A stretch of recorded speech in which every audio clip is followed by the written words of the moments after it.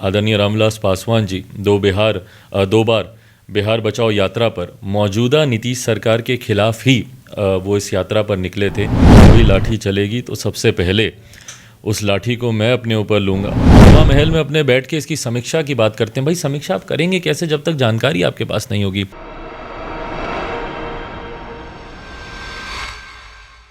तो बिहार की राजनीति इन दिनों गर्म है और एक नेता जो हैं वो सड़क पर उतरने वाले हैं। हमारे साथ लोजपा रामविलास के राष्ट्रीय अध्यक्ष चिराग पासवान जी हैं। चिराग पासवान जी, आपका राजभवन मार्च होने जा रहा है 15 फरवरी को। इसको लेकर तैयारियां किस तरीके से हैं और इसकी ज़रूरत क्यों पड़ी? भाई तैयारियां तो खैर इसमें ज़्यादा प्रयास करने की, मेहनत करने की ज़रूरत महसूस नहीं हुई, क्योंकि स्वतः जिस तरीके से लोगों में, बिहार की जनता में, बिहारियों में जो आक्रोश है, स्वतः कितने ऐसे संगठन हैं जिन्होंने इस कार्यक्रम की सिर्फ जानकारी सुनी, उन्होंने अपना समर्थन दिया, वो साथ इसमें आना चाहते हैं। ज़रूरत की जहाँ तक बात रही, ज़रूरत है आज की तारीख में जिस तरीके से एक असंतोष समाज में, प्रदेश के विभिन्न वर्गों में देखने को मिल रहा है बिहार सरकार की नीतियों के खिलाफ। आए दिन हम लोग बिहार में देखते हैं धरना प्रदर्शन, मार्च, आंदोलन होते रहते हैं, और दुख की बात यह है कि उनकी बात सुनना तो दूर, सरकार ने कभी उनके साथ वार्तालाप करने का प्रयास तो खैर कभी किया ही नहीं।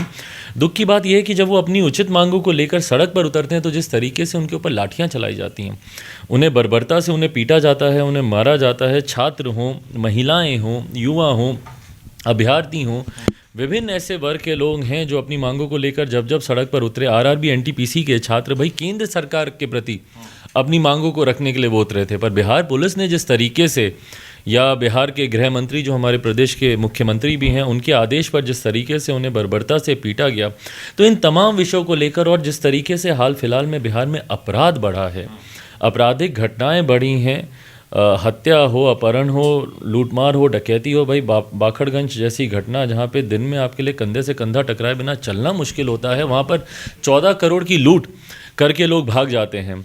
और वहीं मुजफ्फरपुर के बाद हम लोगों ने कभी सोचा नहीं था कि ऐसी घृणित घटना की पुनरावृत्ति कभी होगी, पर जिस तरीके से पटना में भी बालिका सुधार गृह में छोटी छोटी बच्चियों को देह व्यापार में उनको घसीटा जा रहा है, तो इन तमाम विषयों को लेकर समाज में यकीनन आक्रोश भी है, समाज में असंतोष भी है।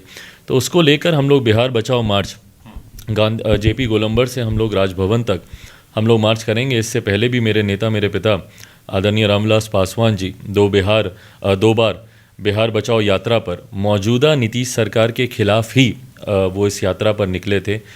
उन्हीं के कार्यों को आगे बढ़ाते हुए बिहार बचाओ मार्च हम लोग 15 तारीख को हम लोग राजभवन तक हम लोग मार्च करेंगे, और इन तमाम विषयों को लेकर मामहिम राज्यपाल जी से आग्रह करेंगे कि बिहार में अब राष्ट्रपति शासन लागू करना चाहिए।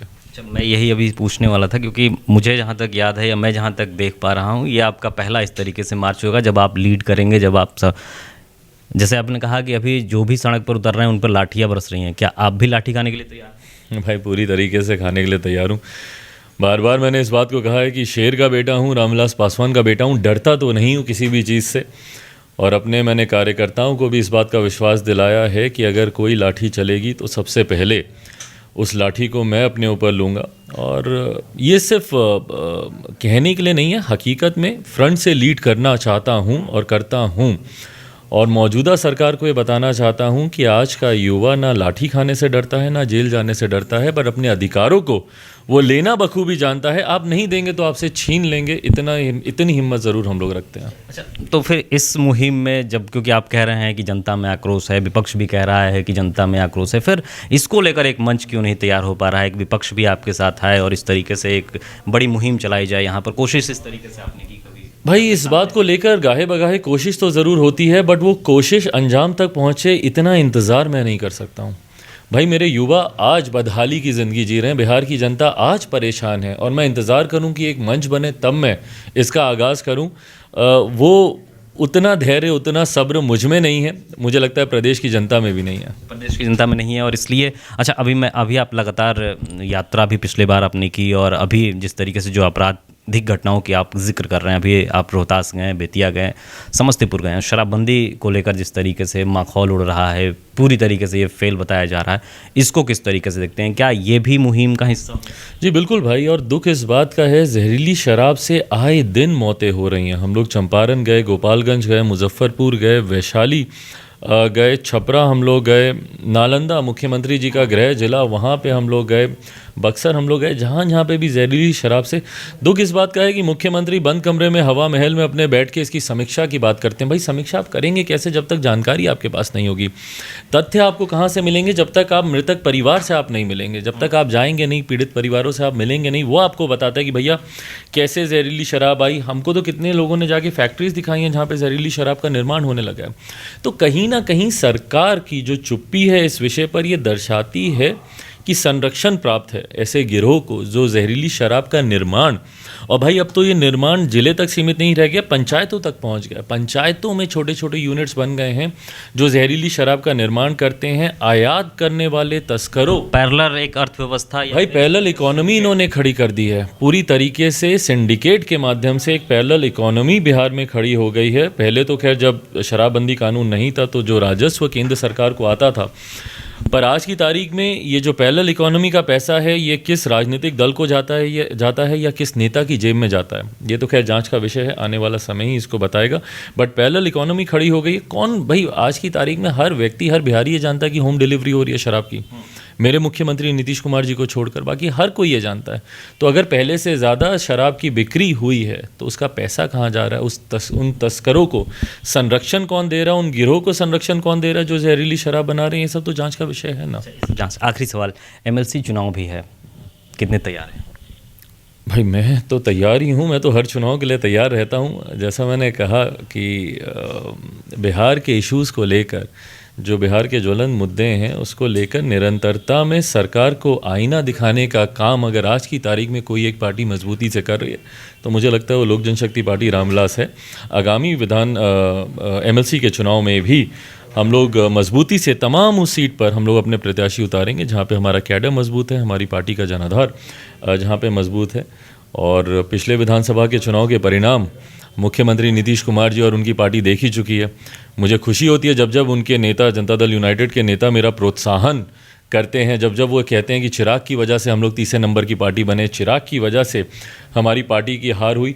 तो जितनी बार वो मेरा नाम लेकर अपनी हार का जिक्र करते हैं वो उतना ही मुझे मेरी ताकत का एहसास दिलाते हैं, और उस ताकत का एहसास उनको इस बार एमएलसी के चुनाव में भी होगा। मतलब ये ताकत और बढ़ेगी? मतलब चिराग, क्या, मैं ये सवाल इसलिए कर रहा हूँ, क्या चिराग इस बात से संतुष्ट हैं कि उन्होंने जेडीयू को रोक दिया, या फिर चिराग अब इस बात से खुश होंगे कि नहीं अब आगे बढ़ना है और अपनी पार्टी के जो प्रत्याशी हैं उनको जिताना है? भाई 2020 के परिणाम तब आए थे जब मेरे पिताजी का तुरंत निधन हुआ था। 4 महीने तक मैं उनके साथ अस्पताल में था।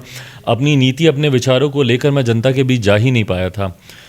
तब से अब में बहुत फ़र्क आ गया है। आशीर्वाद यात्रा बिहार के हर एक ज़िला से होकर गुजरी है। पटना के बापू सभागार में हम लोगों ने एक बड़ा संगठन को लेकर हम लोगों ने एक कार्यक्रम किया।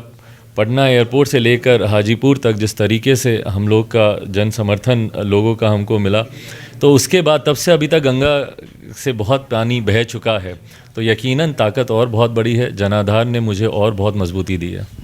तो जनाधार ने और मजबूती दी है, और 15 फरवरी को लाठी खाने के लिए भी चिराग पासवान तैयार हैं। बहुत बहुत धन्यवाद सर आप हमसे बातचीत करने के लिए।